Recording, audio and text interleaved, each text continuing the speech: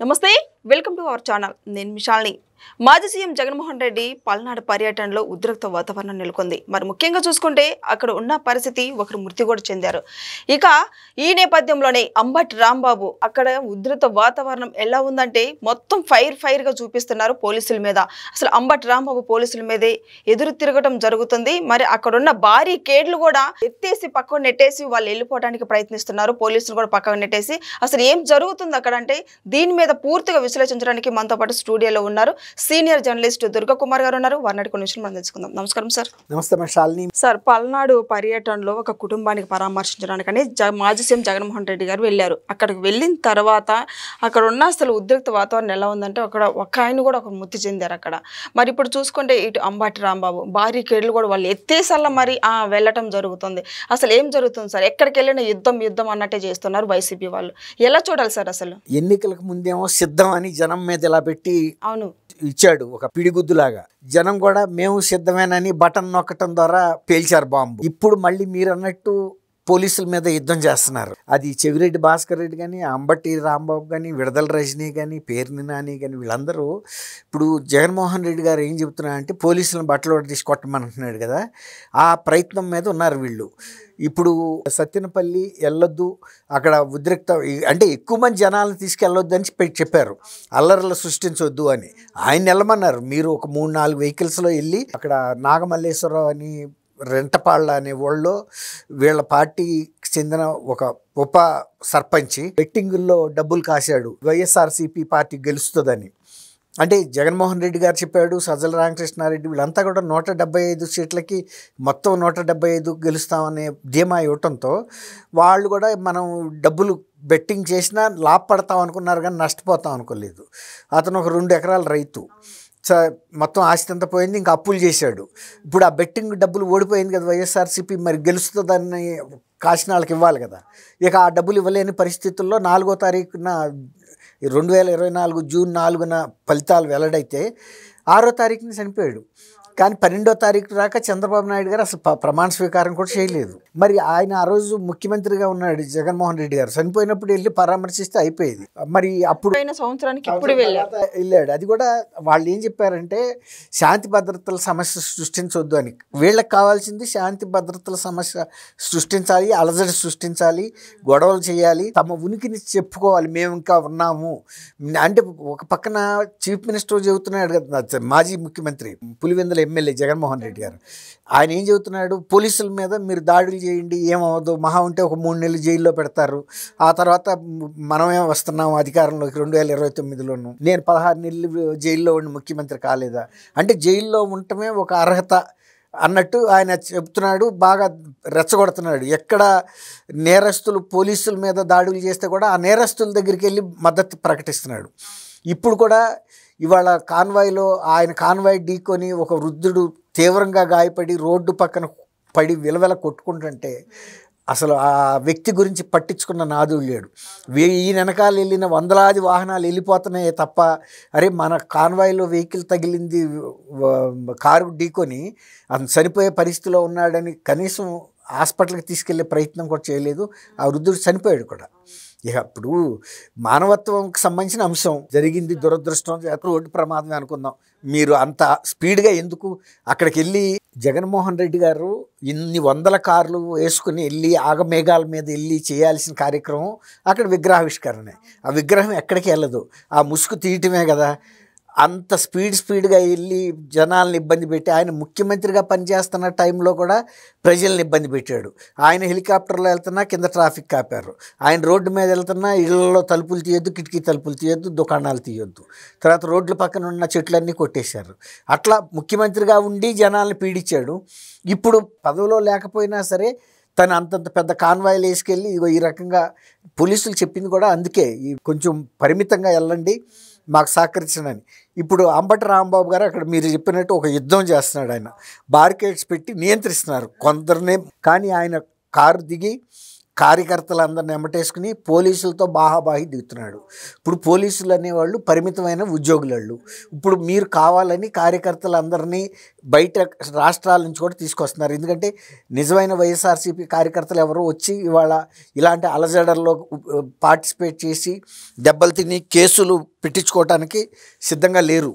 అలాంటి పరిస్థితుల్లో వీళ్ళు బయట అటు తమిళనాడు నుంచి కర్ణాటక నుంచి కూడా తీసుకొస్తున్నారని చెప్తున్నారు. ఎలాగో ఇక్కడ వాళ్ళకైనా డబ్బులు ఇవ్వాలి, అక్కడ వాళ్ళకైనా డబ్బులు ఇవ్వాలని. వాళ్ళకి ఇక్కడ అంశాలతో సంబంధం ఉండదు కాబట్టి వస్తారు, ఆ డబ్బు తీసుకెళ్ళిపోతారు. అయ్యే కొన్ని గొడవలు అయ్యే సందర్భాల్లో ఇక్కడ నా కార్యకర్తలు ఇష్టపట్టలేదు. అలా అప్పుడు ఆయన బారికేడ్లు పోలీసులతో గొడవలు పడి ఏదైనా ఒక చిన్న దెబ్బ తగిలింది కదా, బారికేడ్లు అంటే ఇనుపతో చేసిన పెద్ద పెద్ద అవి ఏదైనా తగిలితే నన్ను పోలీసులు కొట్టారని చెప్పడానికి. అవును, ఇప్పుడు పోలీసులు పరిమితమైన ఉద్యోగులు, వాళ్ళ విధి నిర్వహణ కోసం వస్తారు కానీ దాడులు చేయడానికి రారు. ఇప్పుడు మీరు మొబలైజ్ చేసిన వ్యక్తులు ఎవరైతే ఉన్నారో వాళ్ళు దేనికైనా సిద్ధమే. అందులోనూ ఆయనే డైరెక్ట్గా దిగాడు.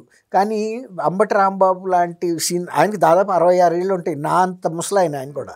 కానీ అట్లా లేడు ఆయన, పోలీసుల మీద కాలు దూతున్నాడు. అంటే ఏంటంటే జనంలో నేను ఒక్కడనే నాయకుడిని పనిచేస్తున్నానని చెప్పుకోవటానికి. కానీ ఆ ప్రయత్నంలో పోలీసులు కూడా వాళ్ళు ఏమీ చేయలేని పరిస్థితుల్లో లాఠీచార్జ్ చేయాల్సి వస్తుంది. ఒక్కోసారి వాళ్ళ మీద దాడి చేస్తే ఫైరింగ్ కూడా చేయాల్సి వస్తుంది. అప్పుడు వీళ్ళని నిందేయటానికి చేస్తున్న పని అన్నమాట. ఒక సీనియర్ నాయకుడిగా ఉండి తను చేస్తున్న ఈ అరాచకాన్ని ప్రజలు కూడా చూస్తున్నారు కదా. రేపు ఎన్నికలు వచ్చినప్పుడు ఏ పార్టీ ఎవరు, ఏ నాయకుడు ఎవరు, ఏ పార్టీ ఏ విధంగా వ్యవహరిస్తుందని పోలీసులు ఎవరు, పోలీసులు ఏమన్నా పాకిస్తాన్ నుంచి వచ్చిన మన శత్రువులా? కాదు కదా, మనకి రక్షణ కల్పించడానికి వచ్చింది. మనకు పోలీసులు ఉంటారు. ఇప్పుడు 1000 మంది భద్రత ఆయన ఎందుకు పెట్టుకున్నాడు? జగన్మోహన్ రెడ్డి తను ముఖ్యమంత్రిగా ఉన్నప్పుడు తన ప్రాణ రక్షణ కోసం, ప్రాణాలు తీయమని కాదు కదా. అలాగే ఇప్పుడు పోలీసులు కూడా అక్కడ ప్రజల శాంతి భద్రతలు కాపాడటానికి ఉన్నారు. పోలీసులతో చెప్పొచ్చు, ఇదిగోనండి మేము ఈ 10 మంది వెళ్తాము, మమ్మల్ని అలౌ చేయమని చెప్పొచ్చు. అంతేగాని బారికేడ్లకు నువ్వా నేనా అని పోరాటం చేస్తుంటే ఆ ప్రయత్నంలో పోలీసులు కానీ దెబ్బలు తగలొచ్చు, ఇటాళ్ళకి కూడా దెబ్బలు తగలొచ్చు సివిలియన్స్కి. మరి చూస్తేనే చాలా అసహ్యంగా ఉంది ఆ పరిస్థితి. ఒక మాజీ మంత్రిగా చేసిన వ్యక్తి అలా పోలీసుల మీద ఆ వయసులో తిరగబడి ఇతర కార్యకర్తలను కూడా ప్రేరేపిస్తున్నాడు. అంటే చూస్తారేంటి, కొట్టండి అని. వాళ్ళకేం తెలుసు, కొడతారు కూడా, ఏదైనా చేస్తారు.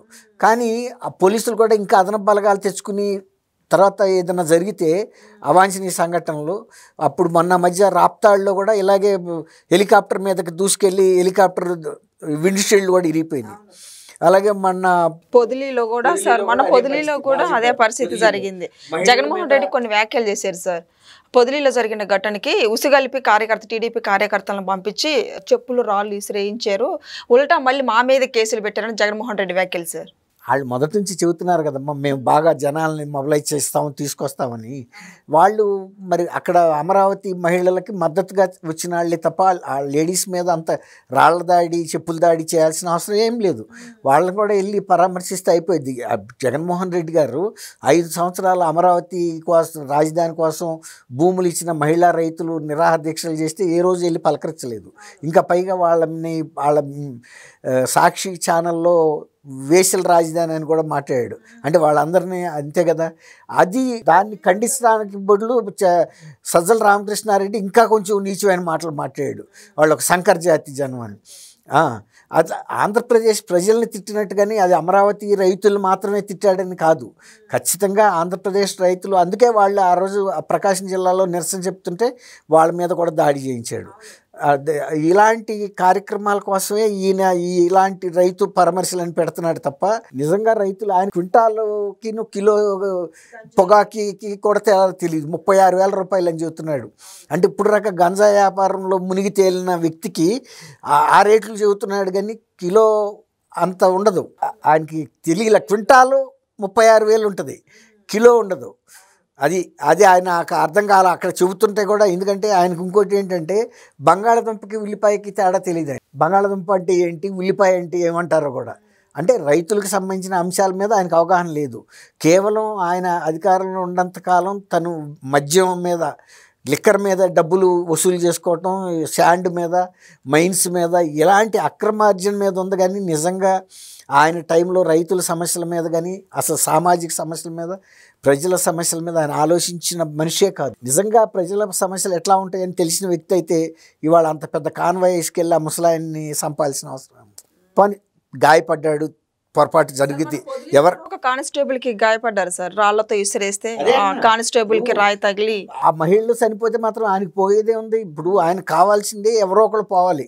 ఇప్పుడు వివేకానంద రెడ్డి వాళ్ళ సొంత బాబాయ్ చనిపోతే కూడా తర్వాత ముఖ్యమంత్రి అయ్యి ఆయన్ని ఎవరు చంపారనే దాన్ని బయటకు తీయలేకపోయాడని ఆమె డాక్టర్ గారు కూడా వాళ్ళు ప్రెస్ కాన్ఫరెన్స్ పెట్టి చెప్తా ఉంది. నువ్వు ఎంత మానవత్వం లేని మనిషి అంటే, ఒక బాబాయిని సొంత బాబాయిని చంపితే కూడా నువ్వు పట్టించుకోలేదు.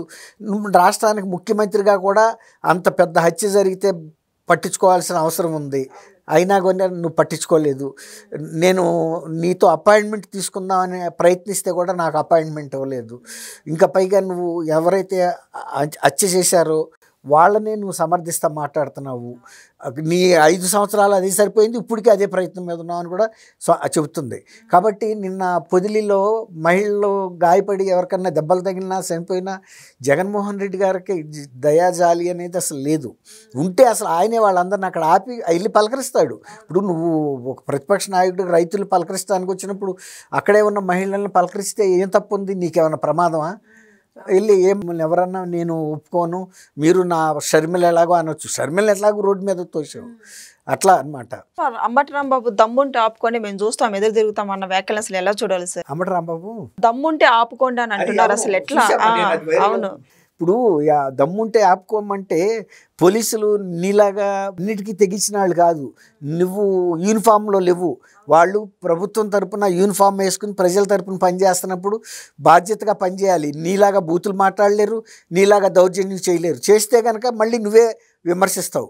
వాళ్ళు కొట్టదలుచుకుంటే అంబటి రాంబాబుని ఎంతమ్మా ఒక్క ఎస్ఐ ఒక్క చేయి ఇసిరి కొట్టాడంటే అంబటి రాంబాబు చెప్పా కదా, నా అంత వృద్ధుడే ఆయన కూడా. కాకపోతే ఒక యువకుల్లాగా అక్కడ ఒక ప్రదర్శన ఇస్తున్నాడు. జగన్మోహన్ రెడ్డి గారు వచ్చేసారి ఏదైనా ఎమ్మెల్యే సీట్ ఇవ్వడేమో ఇంత హడావిడి చేయకపోతే అని. కాబట్టి ఆయన సీట్ ఇచ్చినా గెలవలేడు, పార్టీయే గెలవదు. ఇక అలాంటప్పుడు ఈయన చేసేదంతా అనవసరపు ఆయాసం. కాబట్టి పెద్ద పట్టించుకోవాల్సిన అవసరం లేదు. ఓకే, సో ఇదండి, చూశారు కదా, ఇది పల్నాడులో ఉద్రిక్త వాతావరణం. నెక్స్ట్ ఏం జరుగుతుందో, ఏం జరగబోతుందో నెక్స్ట్ వీడియోలో మనం తెలుసుకుందాం. మీకు కావాలంటే కామెంట్ రూపంలో తెలియజేయండి. Thank you sir. Thank you అమ్మా.